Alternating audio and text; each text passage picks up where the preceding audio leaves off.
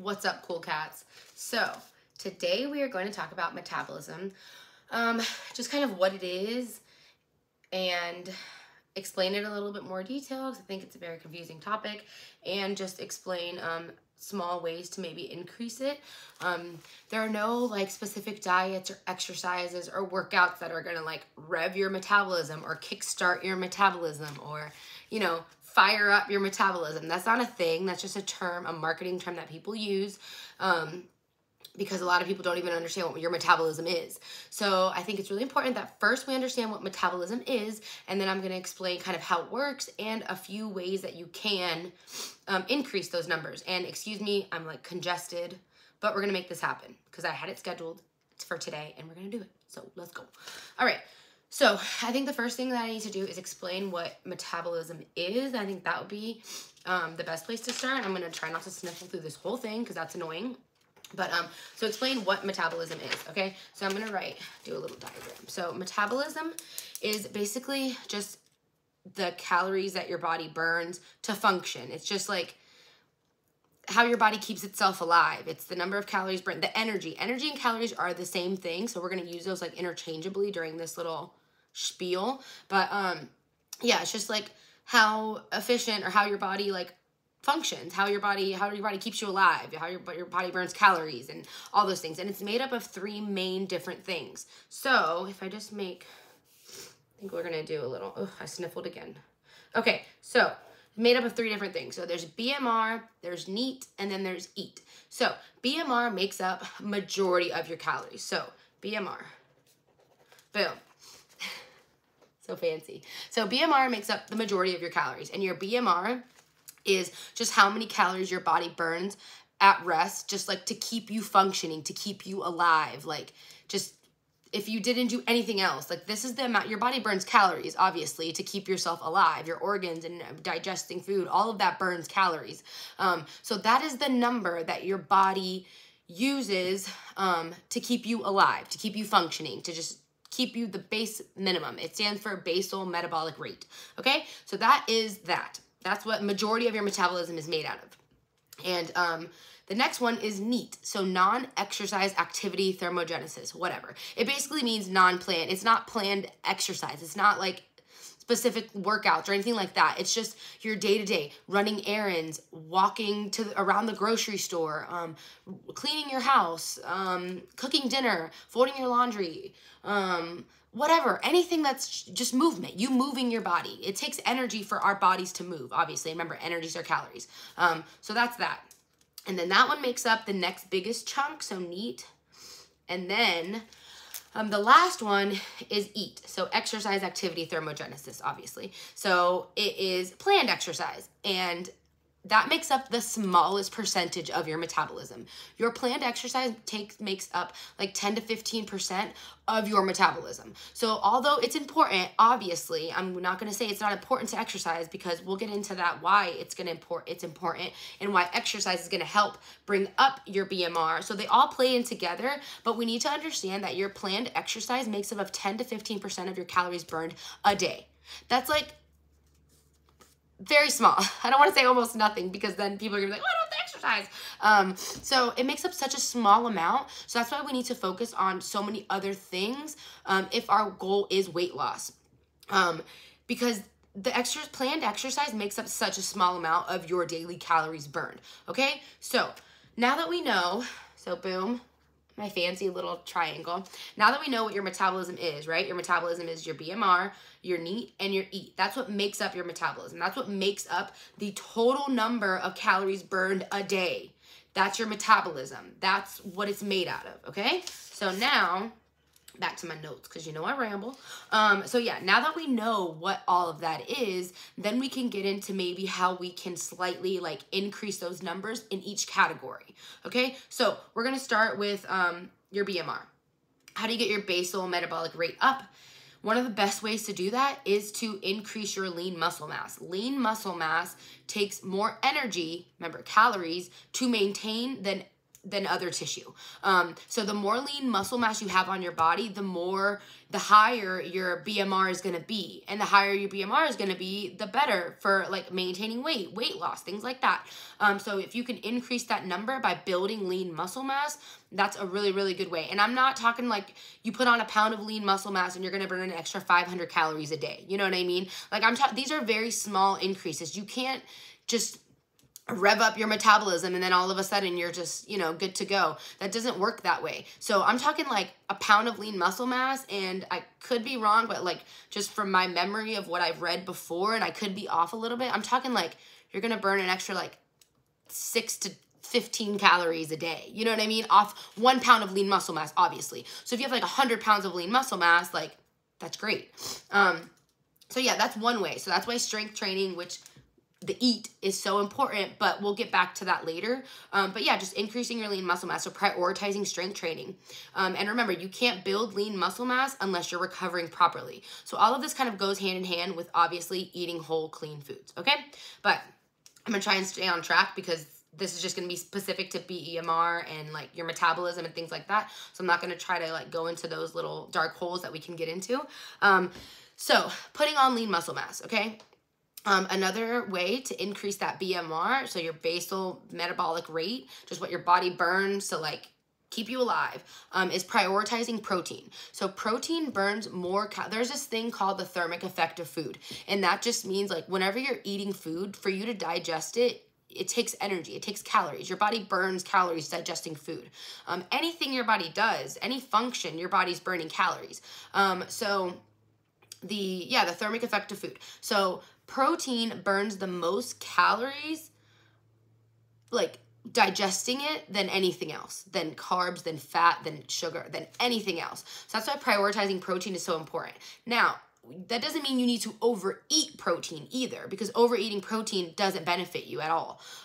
So 1 gram per pound of body weight, or 0.7 to 8 grams of per pound of lean body mass, whatever number you want to use, either one of those is fine. As long as you can stay within that window, if you know your range, 100 to 130, and stay within that window every single day consistently, that's going to help you. Again, you don't need to overeat your protein, because again, those numbers are like very small. These numbers aren't just going to be life-changing, but stacking these healthy habits, remember, I think I've said it before, a healthy, fit person is just somebody who has just stacked healthy habits for years and years and years. That's it. So stacking these healthy habits is going to change other things of your life. If you're prioritizing protein, then that means your carbs and your fat are probably, pretty close to in check, because there's only so much food you can eat in a day. And if you're prioritizing protein, protein keeps you fuller, protein does all these wonderful things for you, then more than likely your other numbers are pretty close to where they should be. So all of these things are just small ways to increase that metabolism, but also get you in those healthy habit roles. So just getting that number up, or being consistent with your protein intake, is really going to help. Again, very small number of calories is not an like astronomical amount that you're going to burn extra because you're eating protein, but it does help. And it does scientifically burn more calories than any other macro or any other food. Okay. So now we'll get into NEAT. So this one is honestly, I think, one of the easiest ways to increase your metabolism and BMR, like NEAT, non-exercise activity. Literally move more. I don't care what that means for you. Whenever you're going to Target, park as far away as possible. Go to the actual grocery store. Don't order your food online every single week. I get it. Sometimes it's just convenient. But go to the actual grocery store. Go get your food. Go run your errands. Clean your house. Walking, literally just steps. And that's like a thin line. You might argue that like, oh, that's planned exercise. Yeah, I get it. But a walk, honestly, getting your steps in, you shouldn't consider that exercise. If you're at like beginner, like you're not doing anything, then yes, that's great. That's where you start. But if you're kind of already used to doing other forms of exercise, your steps shouldn't count as you kind of like exercising. That's just like movement. You need to move your body. You cannot go from laying in bed to then, like, if you have an office job, to getting up, going straight to your office job, or even worse, remote, and just rolling from your bed to your office chair and then sitting here all day long and like you get 3,000 steps a day. You cannot do that. Like, it's not only like it's scientifically proven, like your mortality rate is worse, you know, I mean, not trying to scare anybody, but it's true. But it's just, if you really want to focus on helping speed up your metabolism or increasing your metabolism, you need to move more. And there's no excuse for not moving more. I'm sorry. Even if you have a remote sedentary job or most of your life is sedentary, an extra getting up and every hour at work or whatever, if you do have a, you know, office job, and walking to the bathroom, walking to the break room, walking, just go visit somebody, say hi. I'm not saying take like a 15-minute break every hour. Your bosses are going to come at me, but I'm just saying like move for a minute or two every hour. Don't sit for hours before you move. Getting up and moving every hour is so helpful. Stretching, do whatever it is that you want to do for that hour. I mean, for those couple of minutes, but get up and move. And then also, that will help. But then if you do have a mostly sedentary job, I get it. It's hard. So whenever you get home, going for like a 15-minute, 20-minute walk around your neighborhood. That's literally all it takes. It doesn't take an hour walk to get 7,500, 10,000 steps a day. It really doesn't.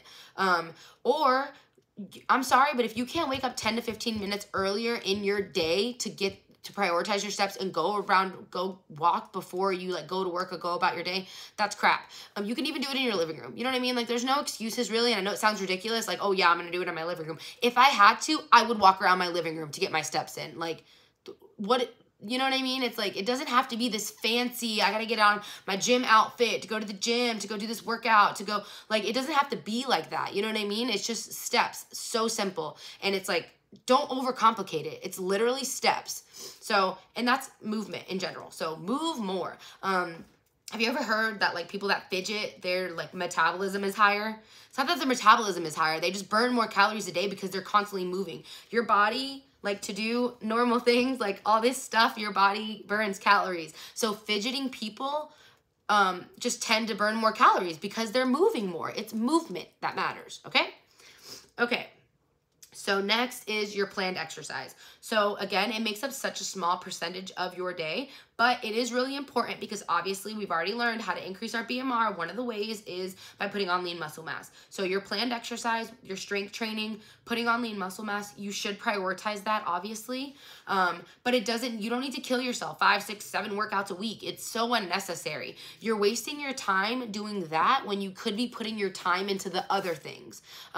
First of all, you're not going to efficiently be able, if you're working hard enough in the gym, you're really pushing your workouts, pushing your sets, pushing your reps, then you're not going to be able to work out 6, 7 days a week. And if you can, you're not pushing yourself hard enough. So you're better off going to 4 workouts a week, 4 strength training workouts a week, and pushing yourself every single set, every single rep. Then your body can recover and adapt and do all the good things it needs to do to build strength and build muscle. But yeah, first of all, if you're capable of working out 6 to 7 days a week, I'm sorry, tough love, but you're not working out hard enough because you shouldn't be able to work out and recover from workouts like that. It just doesn't work that way. So anyways, yeah, so prioritizing your strength training during those workouts. And honestly, even like 2 times a week, if you just hate strength training, 2 times a week is still great and it'll check the box off for you. And as long as you're pushing yourself for both of those workouts, you'll be fine. You know, the workouts are going to be a little bit longer because of the, you know, you might have to do a few more exercises, but if you just despise strength training, then 2 times a week is more than enough. I say 4 for people who like really love working out and, you know, they want to see maybe like the most results and they really just love it. Then 4 times a week is really optimal.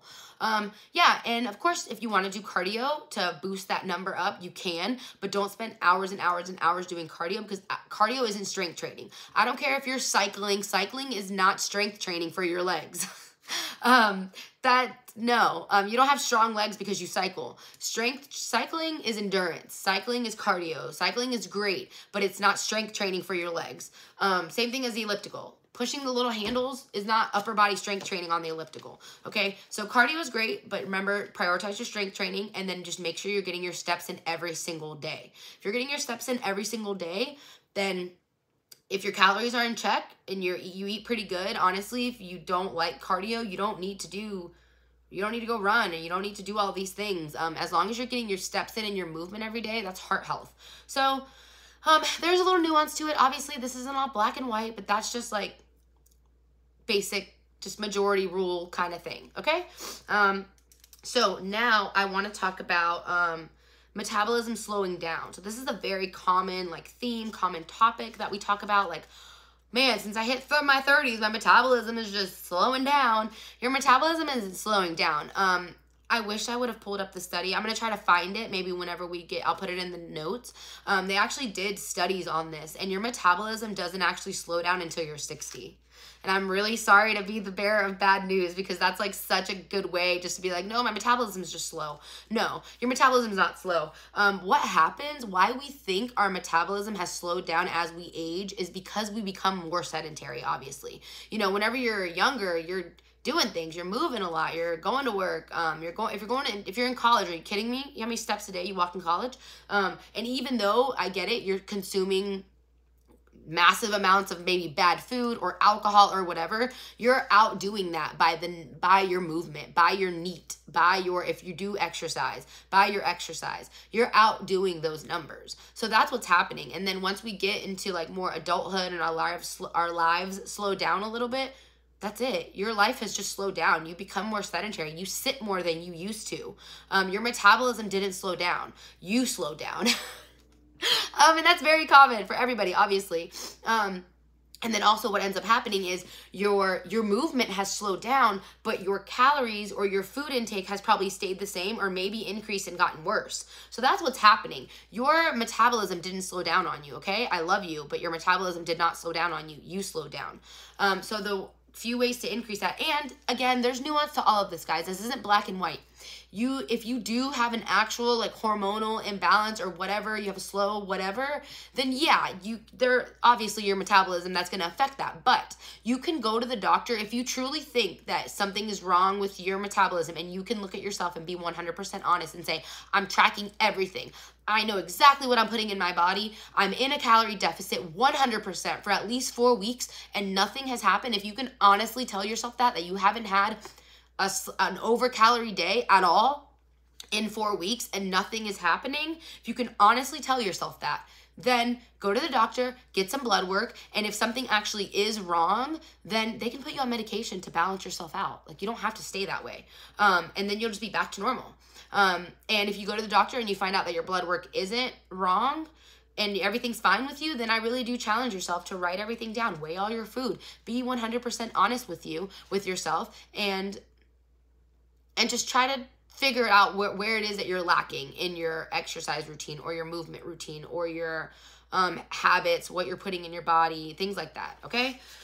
And I think that's really it. So yeah, that's really metabolism explained. Again, I don't want to ramble on any other topics right now, even though we could, but you know, calorie deficit is king. You have to be burning more calories than you're putting in your body. But you can increase your metabolism. I hate to say that because it's like people are going to like, you know, oh my God, there's exercises out there that increase your metabolism. There are no exercises or anything or any foods that increase your metabolism, okay? There are different little healthy hacks that you can, not hacks, ew, that's a bad word. There are healthy habits that you can do to increase that number, okay? So there's no diet, I should say, not foods, because obviously we already learned protein burns more calories than every other macronutrient. But there are no special diets that rev up your metabolism. There are no special workouts that do that either. HIIT doesn't increase your metabolism. It doesn't work that way, okay? So if you want to increase your metabolism, remember, it's your BMR, your NEAT, and your EAT. And how you do that is put on more lean muscle mass, prioritize your protein, get your steps in, move more, and then make sure you're getting your planned exercise activity in for the week, okay? All right, so I think that's it. Hopefully I didn't miss anything. And I'll try to find that study about how your metabolism doesn't slow down until you're 60, because it's actually very, very interesting. And that's just such a common thing. I know I thought that for a while until someone showed me this study. And so, yeah, anyways, if you have any questions, just shoot me a comment. And that's it. Have a good day. Bye.